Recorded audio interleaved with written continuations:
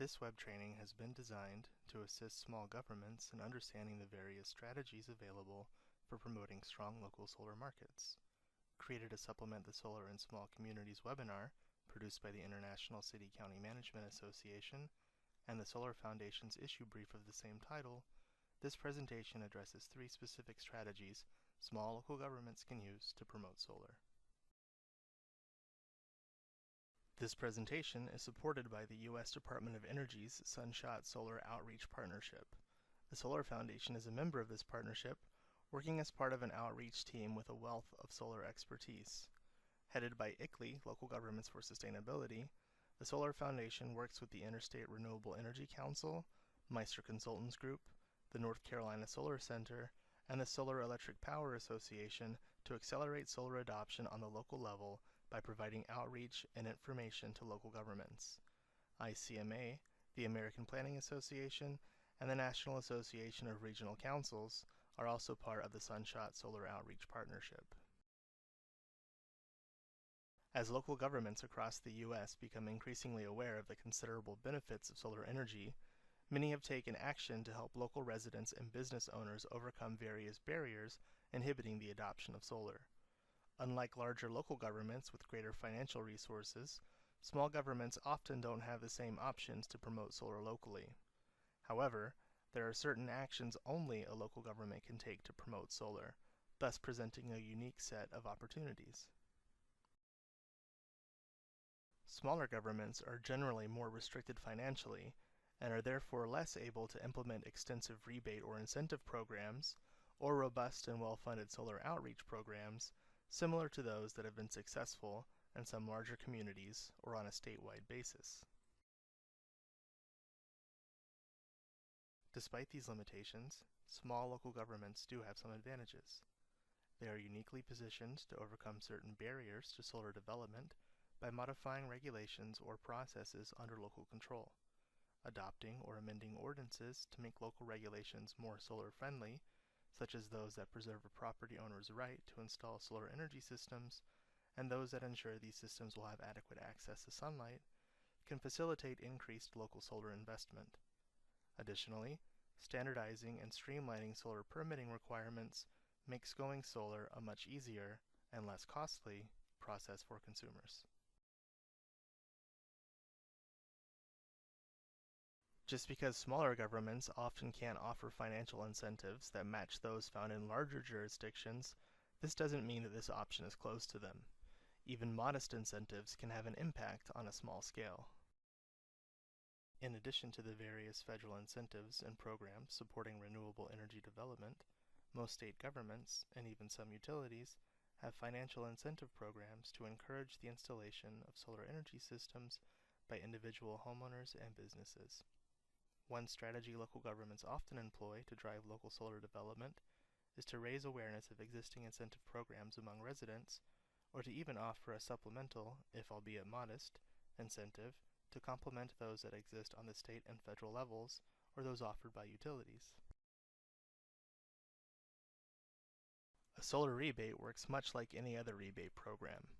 When homeowners or local businesses install solar photovoltaic or solar thermal energy systems that meet a predetermined set of requirements, the entity offering the incentive provides payments to partially offset the capital cost of this investment. While these financial incentives usually cover only a percentage of the total investment, or are fixed at a certain amount in terms of dollars per watt, they often work to significantly reduce the upfront cost of installing solar energy systems. Sunset Valley is a small city of just over 200 households on the outskirts of Austin, Texas. Electric power is supplied by the local utility, Austin Energy, which also offers its residential customers a rebate of $2.50 per watt of installed solar electric capacity and up to $2,000 per solar thermal system to its customers across all sectors. The city of Sunset Valley offers rebates in addition to those offered by Austin Energy. $1 per watt of installed capacity for solar electric systems, up to $3,000, and 30% of the cost of installation of solar thermal water heating systems, up to $2,000, to all its residents who qualify for the Austin Energy rebate, and satisfy some additional conditions. For solar water heating rebates, customers installing such systems can apply for the city rebate once the system has been installed, final system inspection has been conducted by Austin Energy, and the utility rebate has been approved. Customers can apply for Sunset Valley's solar electric rebate once they have applied for the rebate offered by the utility and have received a letter of intent from Austin Energy indicating that the property on which the system will be sited meets certain solar access and energy efficiency requirements. Additionally, installation costs for solar electric systems must be $6 per watt or less. For example, if a homeowner in Sunset Valley decides to install a 3 kilowatt solar electric system on her roof, the upfront cost, at the rate of $6 per watt, will be $18,000. The Austin Energy incentive will bring the net cost down to $10,500, and the city's rebate will further reduce the cost for the homeowner to $7,500, which is less than half the actual cost. Once the 30% federal investment tax credit is applied, this brings the total cost down to just over $5,000. The rebate program is funded throughout fiscal year 2012 by a $45,000 line item in the city's general fund, providing rebates for solar electric, solar water heating, and energy efficiency upgrades. This modest investment on the city's part has led to the installation of 6 solar electric systems on Sunset Valley homes this year alone. While this figure might not seem impressive at first glance, its significance becomes clear when one considers there are only approximately 230 households in the city. Since the program began in 2008, solar upgrades have been made to over 15 Sunset Valley homes. Full details of the Sunset Valley Rebate Program can be found by visiting the Database of State Incentives for Renewables and Efficiency website. The Desire database is the product of a combined effort between the North Carolina Solar Center, the U.S. Department of Energy, and the Interstate Renewable Energy Council to provide an exhaustive list of state, federal, and utility incentive programs, in addition to comprehensive lists of other policies that have been implemented to promote the use of renewable energy. While the Desire database does not comprehensively track local initiatives, it does include examples of innovative local programs. Some small communities may find it feasible to set up non-rebate incentive programs or adopt measures that provide for simple system financing backed by liens on real property. One type of incentive some small communities operating municipal utilities have adopted in the past are feed-in tariffs, a policy that allows producers of renewable energy, sometimes including homeowners with rooftop solar, to enter into a long-term contract with the local government or municipal utility under which producers sell this clean power to the grid at a guaranteed price for the term of the contract. The price paid for this electricity is often set higher than the retail price of power in order to both provide an attractive return on investment for system owners and to reflect the environmental benefits of clean solar electricity. Property Assessed Clean Energy, or PACE, is another mechanism that local governments have used to help homeowners and local entrepreneurs finance solar installations. PACE programs allow local governments to leverage their existing bond authority to allow property owners to finance clean energy upgrades to their property. This money is then repaid through special assessments added to the recipient's property tax bill. These special assessments are the same mechanism by which local governments have long financed other projects that deliver public benefits, such as sewer and utility lines, street and traffic lights, and parks, just to name a few. Well-designed PACE programs will ensure that this special assessment is less than or equal to the energy cost savings delivered through the clean energy upgrades. In most cases, before local governments can develop PACE programs, a state law must be enacted authorizing them to do so.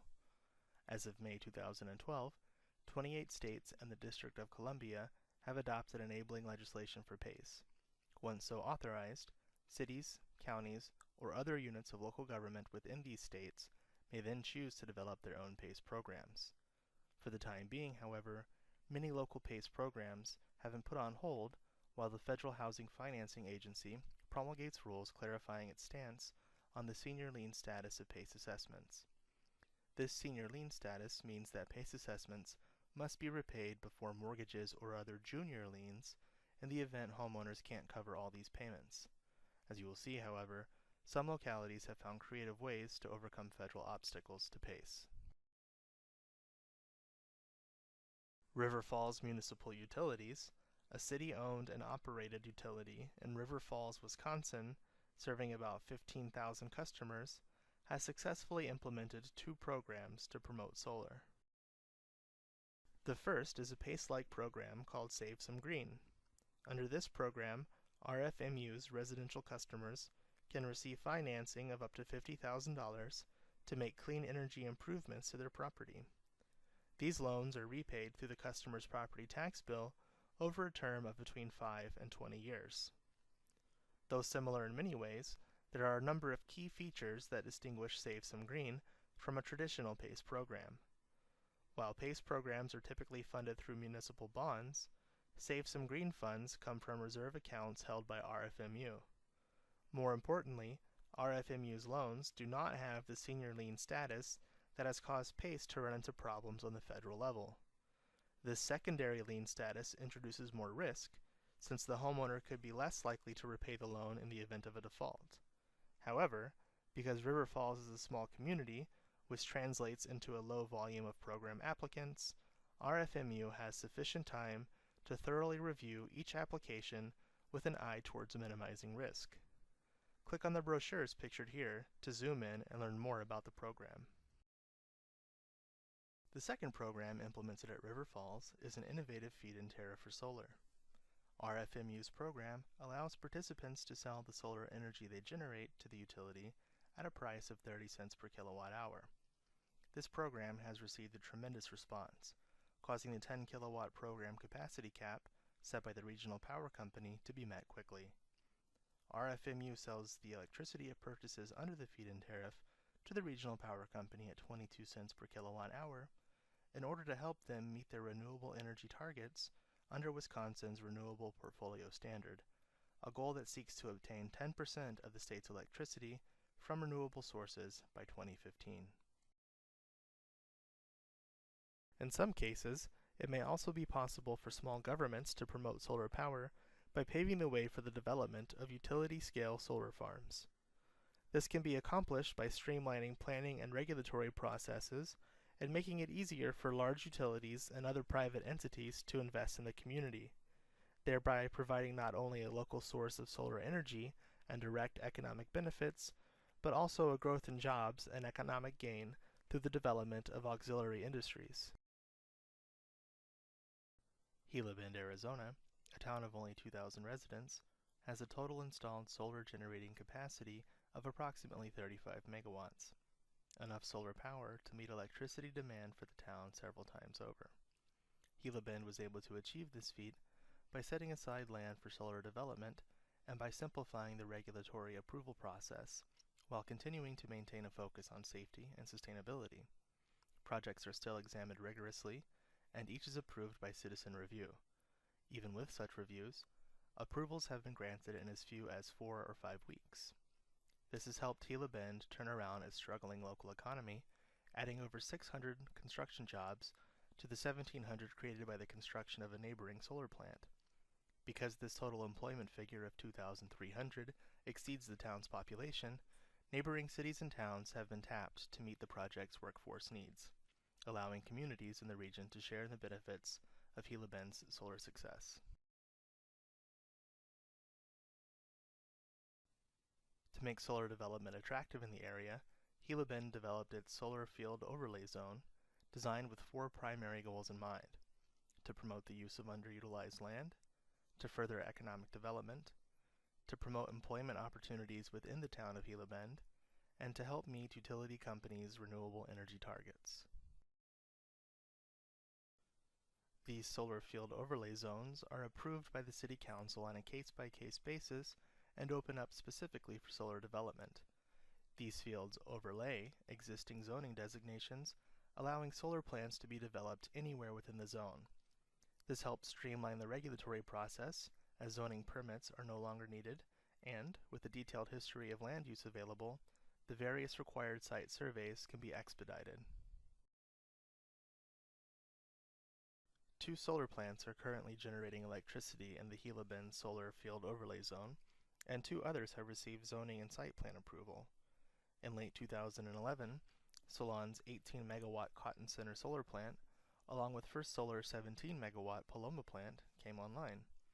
These plants have greatly benefited the town of Gila Bend, creating jobs, drawing investment, and putting desert land to productive use, while simultaneously displacing other more polluting sources of energy. While not every small community will have the opportunity to attract large-scale solar projects as Gila Bend has, the general principles of incorporating solar in the planning process and streamlining permitting and reviews are something every local government, regardless of size or location, can leverage to accelerate local solar development. While the 3 strategies discussed in this web training might have great impact if implemented in your city or town, this list is not exhaustive. Please explore the issue brief and webinar shown here to learn about the host of other options that exist for small governments with limited resources to promote solar energy. Often, the largest barrier to the successful development of a strong local solar market is the lack of information.